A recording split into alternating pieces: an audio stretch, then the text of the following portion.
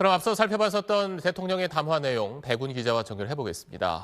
자, 지금 비상계엄에 관여했던 군 지휘관들이 자신의 얼굴과 이름을 밝히고 이제 증언을 하고 있는데 사실 그게 가장 궁금하잖아요. 대통령이 실제 지시를 했는지. 그런데 오늘 담화에서는 거기에 대한 아무런 내용이 없었습니다. 네, 아마 국민 여러분이 가장 궁금했던 것은 실제로 윤 대통령이 무장한 계엄군의 투입을 직접 지시했느냐. 그리고 국회에서 인명피해 상황이 벌어질 수 있음에도 표결을 막기 위해 의원들을 끄집어내란 지시를 했느냐. 그리고 만약에 비상계엄이 성공했다면 주요 정치인들을 구금하고 이 비정상적인 계엄 상황을 유지하려고 했느냐. 이런 부분일 겁니다. 근데 오늘 담화문을 아무리 찾아봐도 이에 대한 답은 얻을 수 없습니다.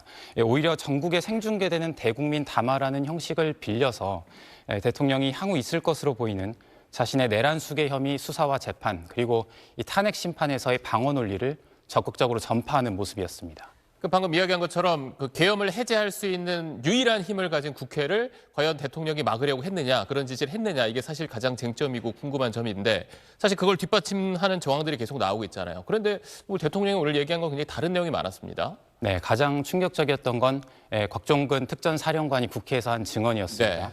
곽 사령관은 국회에서 계엄 해제 요구한 표결이 이제 되느냐 안 되느냐 이게 총각에 달린 상황에서 윤 대통령이 비아폰으로 전화를 했고 지금 의결 정족서가 다 안 찬 것 같으니 본회의장 문을 부수고 들어가서 안에 있는 인원들을 끄집어내라 이런 지시를 받았다고 증언을 했습니다. 윤 대통령이 직접 전화해서 의결 정족수를 특정해서 국회의 권능 행사를 막기 위해 군 투입을 지시했다. 이렇게 해석될 수 있는 대목이거든요.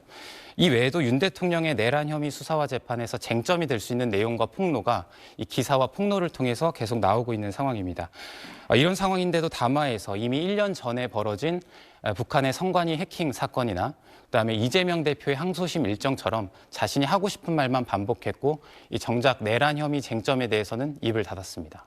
근데 오늘 한동훈 국민의힘 대표도 자기도 이런 담화할 줄 몰랐다고 그랬고 앞서 대통령실 취재 기자도 기자들도 몰랐다는 거잖아요. 표결 앞두고 이렇게 대통령이 한 의도는 뭐라고 봐야 될까요?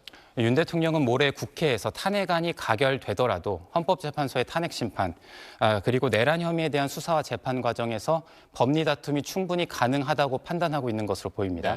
측근 인사를 중심으로 변호인을 구성하고 있는 움직임도 같은 맥락입니다. 그리고 담화에서 국민과 함께 싸우겠다 이런 메시지도 내놨거든요. 이건 소위 부정선거 의혹을 제기했던 이 극우 세력의 결집을 유도하는 것으로 보입니다.